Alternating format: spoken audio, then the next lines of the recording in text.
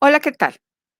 Quienes les hablan, Carol Lezama y Heidi Jiménez, que es su interlocutor en este momento, les damos la bienvenida al estudio de los capítulos 13, 14 y 15 del libro de Daniel. Lo que vamos a ver y donde vamos a enfatizar es en la inversión extranjera directa. Los objetivos y la introducción al tema son parte de esta estructura que luego vamos a dar paso a lo que sería la definición de la inversión extranjera directa y con esto a los tres capítulos mencionados que están relacionados con exportaciones e importaciones, inversión directa, las estrategias de colaboración que son muy importantes para dar paso a la organización de los negocios internacionales y con esto plantear algunas preguntas para la discusión. Dentro de los objetivos y definiciones tenemos tres, un objetivo general y dos específicos.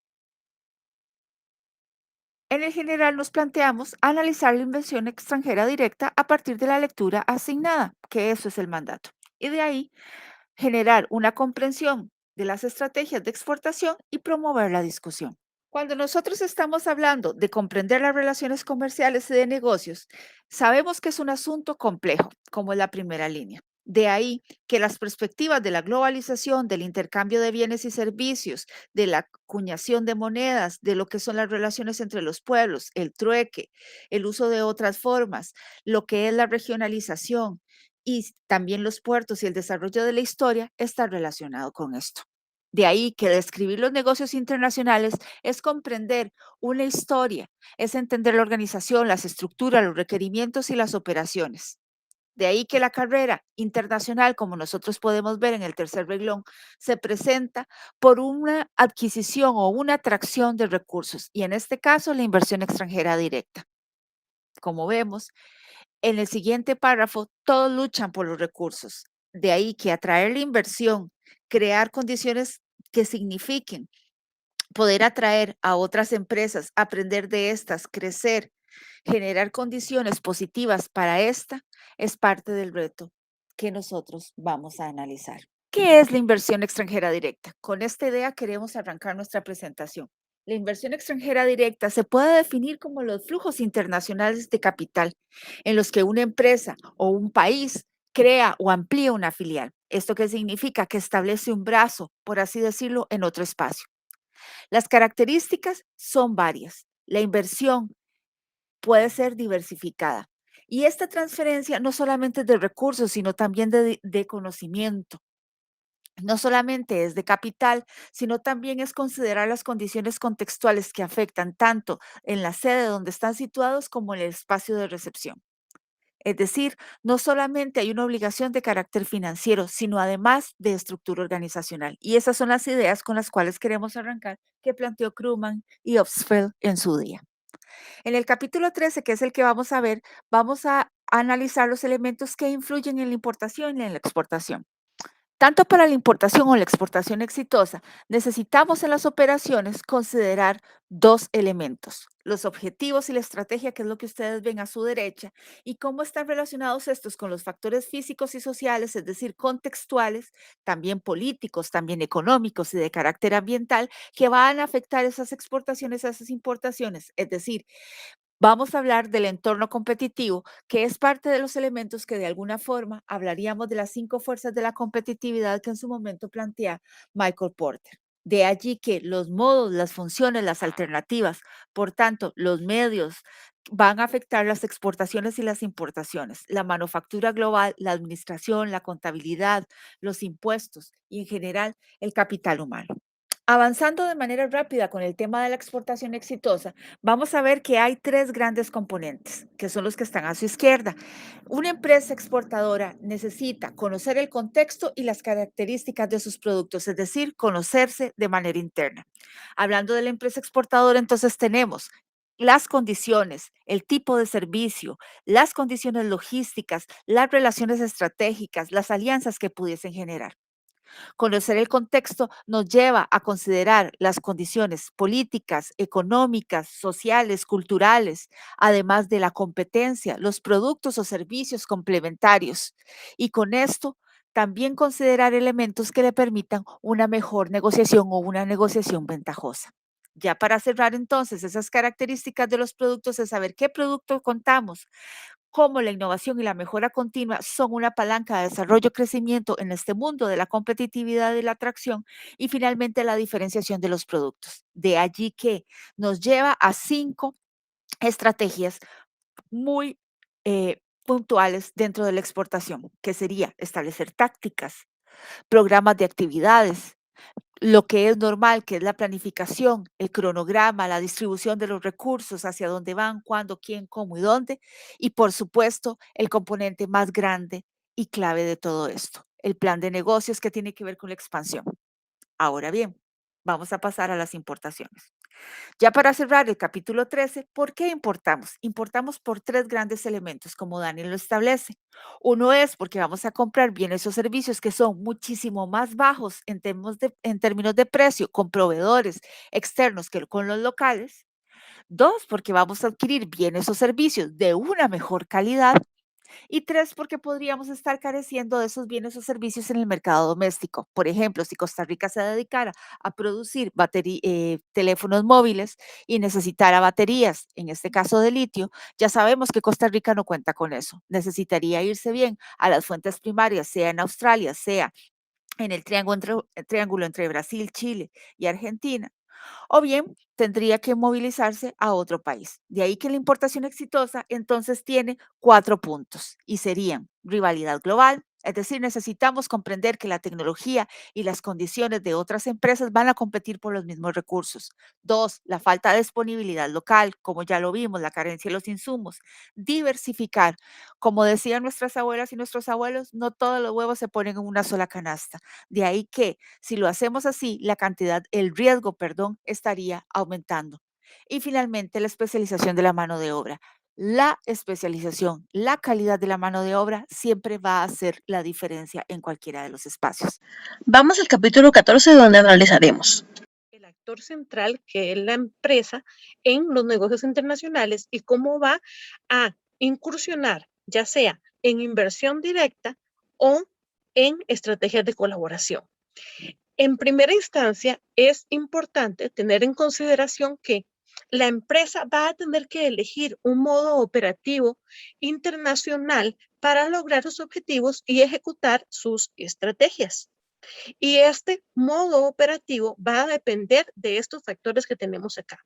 Las capacidades de la empresa, el producto específico que esta empresa está elaborando, las características de las operaciones extranjeras. A su vez, estas características son las que van a definir los modos de operación que tienen las empresas en los negocios internacionales, que a su vez se van a ver afectados por dos elementos: el entorno operativo, que tiene que ver con los factores físicos y sociales y los factores competitivos, y por las operaciones específicas, que tiene que ver con objetivos, estrategia, medios, y estos medios son modos y funciones. Específicamente, hablando de los modos, vamos a tener que puede existir una conducción independiente de las operaciones u operaciones en colaboración. Dentro de estas conducciones independientes, cuando la empresa asume el control de manera más estricta, es que tenemos la exportación, y la exportación implica operaciones de propiedad total o parcial. En las operaciones de colaboración es donde tenemos las empresas conjuntas, participación accionaria, licencias, franquicias, contratos de administración sin participación accionaria. Ahora, la viabilidad de estas operaciones conjuntas va a depender de varios elementos, que son los costos de producción y transporte, la capacidad interna o solvencia de la empresa para poder asumir una exportación o entrar dentro de un acuerdo de colaboración, las características de la demanda, el mercado y los consumidores, y las limitaciones de los estados que van a restringir o obstaculizar las importaciones, las características propias de cada uno de los países y de los mercados en los que van a incursionar. Ahora bien, para poder decidir entrar dentro de estas operaciones de colaboración, la empresa tiene que tener unos motivos para entrar en colaboración en los negocios internacionales. A nivel general, se pueden destacar el motivo de reducir y distribuir costos, especializarse en competencias específicas, valga la redundancia, de esa empresa u organización, evitar o contrarrestar la competencia, conseguir alianzas verticales y horizontales y aprender de otras empresas. Dentro de los motivos específicos tenemos obtener activos específicos de la localización donde va a darse la inversión en colaboración, superar obstáculos legales, diversificarse geográficamente, minimizar su exposición en ambientes de riesgo. Es importante tener claro que existen diversos tipos de acuerdos de colaboración que, como vemos en el mapa, la empresa puede asumir. En estos tipos hay un mayor control y escala de propiedad, o sea, que un mayor porcentaje de la propiedad pertenece a la empresa original cuando se trata de empresas conjuntas y alianzas de participación accionaria. Y hay un menor control y escala de propiedad cuando se trata de contratos de administración, operación llave en mano, franquicias, licencias y contratos de venta. Volviendo un poco a la relación y haciendo el enlace con el tema de la inversión extranjera directa, aquí tenemos que volver a tener presente que el control más la inversión es lo que va a llevar a la empresa a establecer una inversión extranjera directa. A mayor porcentaje de propiedad, hay un mayor control en la toma de decisiones, que varía de manera significativa cuando se entra más bien en acuerdos de colaboración.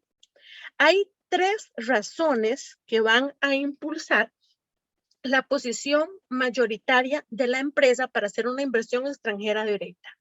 Estas son la internalización, que está determinada por el costo más bajo, los mismos procesos, mismos gerentes, misma cultura corporativa, retribuciones y mayor agilidad para la ejecución de acuerdos. La apropiación, que está asociada con el acceso a los recursos, por ejemplo, capital, patentes, marcas comerciales, conocimientos administrativos, etcétera. Libertad de estrategia global, que apunta a la construcción de una estrategia global con medidas de desempeño óptimo, aumento de la eficiencia y competitividad. Ahora, la empresa va a tener dos formas específicas de invertir en el extranjero. Estas son a través de la adquisición de una operación existente o a través de la inversión de una nueva explotación, o sea, construir. Cuando se adquiere una operación existente, se perciben algunas ventajas. No agregar capacidad adicional al mercado, evitar los problemas que se presentan al iniciar operaciones y facilitar el financiamiento. La inversión extranjera, la inversión nueva de explotación se da cuando ninguna empresa deseada está disponible. La adquisición crea problemas de traslado de saldos a otros periodos contables. Entonces, podemos ver en el mapa completo al final cómo es que se establecen este conjunto de relaciones y de elementos y factores que van a entrar en juego cuando la empresa va a tomar la decisión entre hacer una inversión directa u optar por una estrategia de colaboración. El capítulo 15 habla de la organización de los negocios internacionales. Vamos a ver la comprensión de la organización en los negocios internacionales. Y aquí fundamentalmente hay dos elementos estratégicos, que es cómo organizar y qué estrategia utilizar para organizar la empresa. Es importante que los gerentes de estas empresas que van a ingresar dentro del ámbito de los negocios internacionales siempre apunten a un diseño innovador que se ajuste al cambio permanente que se da en el contexto global. Dentro de este cambio, van a existir una serie de estructuras que están divididas en estructuras tradicionales y estructuras contemporáneas. Los modelos contemporáneos en el cambio organizacional apuntan a la expansión en los negocios internacionales y consideran la tendencia ambiental y la adaptación que es necesaria frente a la exigencia de organizaciones más complejas en el marco global. El conocimiento como ventaja competitiva considera las tendencias de índole organizacional, la difusión de ideas y el tema de la gestión del conocimiento, que va a estar asociada también con la función del Internet y su relación con las ideas tradicionales de control. La organización de las empresas se va a definir por tres elementos fundamentales: estructura, marco y sistema de valores. La estructura tiene que ver con la distribución formal de los puestos dentro de una empresa, el marco con la estructura formal del contexto y la especificación de cómo se trabaja dentro de esa empresa, y el sistema de valores con aquellos ideales compartidos dentro de una cultura organizacional. 10 formas básicas de estructura organizacional que están descritas en la lectura. Una son las estructuras funcionales, que agrupan tareas especializadas según las funciones tradicionales de la empresa y son populares entre las empresas con pocas líneas de producción. Las estructuras divisionales, que agrupan unidades, productos, clientes o regiones geográficas y duplican sus funciones en cada una de esas divisiones. Las estructuras que apuntan a una división internacional van a crear una masa crítica de la experiencia internacional y pueden tener problemas para obtener recursos de las divisiones nacionales. La estructura de división de productos son populares entre las empresas internacionales con productos diversos. Las estructuras de división geográfica se utilizan sobre todo cuando las operaciones extranjeras son grandes y no están dominadas por un solo país o región. Y la estructura de división matricial instituye superposiciones entre formas funcionales y divisionales y da un enfoque común a los grupos funcionales de productos y proyectos geográficos. Ahora, para diferenciarse, las empresas van a tener dos formas de diferenciación: una diferenciación vertical, que tiene que ver con la forma en que la empresa se equilibra con la centralización y la descentralización en la toma de decisiones, y la diferenciación horizontal, que tiene que ver con la cuestión de cómo la empresa opta por dividirse en unidades específicas para realizar trabajos específicos. Para ir cerrando, tenemos que ver cuál es la función de la cultura organizacional dentro de este contexto. Y es específicamente el conjunto de valores y normas compartidos por todos los empleados. Esa es la definición de cultura organizacional. Estos valores y normas se van a expresar con las pautas de comportamiento, el estilo de organización de los empleados, y se van a alinear en las diferentes filiales que tiene la empresa dentro del entorno. Esta estrategia de la cultura organizacional en los negocios internacionales va a tener influencia en van a haber 4 estrategias que representan esta estructura y cultura organizacional. Una de estas estrategias es la estrategia global, que tiene que ver con objetivos estratégicos de productividad y eficiencia y énfasis estratégico en la integración y en la ventaja competitiva.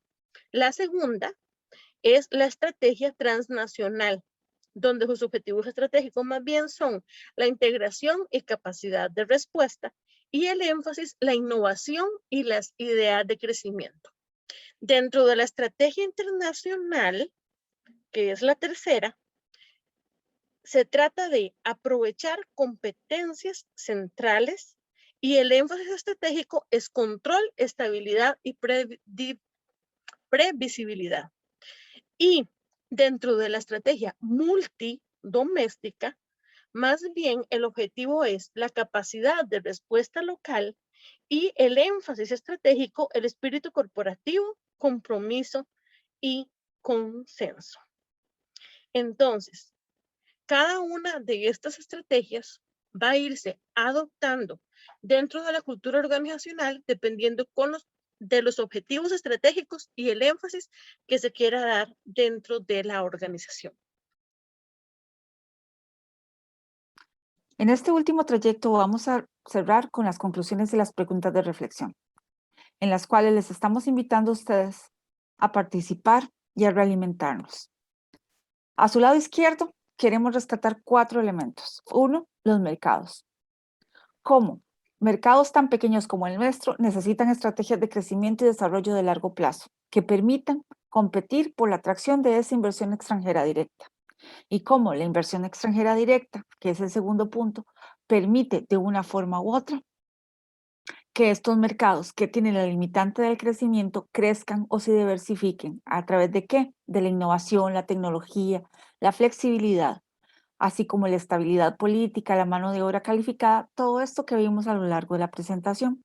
Y de allí, toda empresa que produzca, sea para el mercado doméstico o para el internacional, necesitará informarse acerca de las exportaciones y de las importaciones, de los procesos, tener estrategias y con esto montar su plan de acción.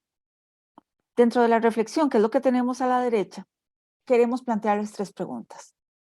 ¿Cuáles piensan ustedes serían los retos para la región centroamericana respecto a la atracción de la inversión extranjera directa, considerando el contexto político, económico y social que tenemos? Por otra parte, la segunda pregunta va en torno a cómo continuaría o debe continuar renovándose nuestro país en esta carrera para atraer la inversión extranjera directa, ya de por sí que somos uno de los países que más atrae. Y finalmente, algo que no podemos obviar, que sería cuál en este contexto COVID consideran cada uno de ustedes serían las fortalezas o debilidades de las pymes o en general de las empresas para exportar. Con esto cerramos. Muchas gracias y esperamos sus reflexiones.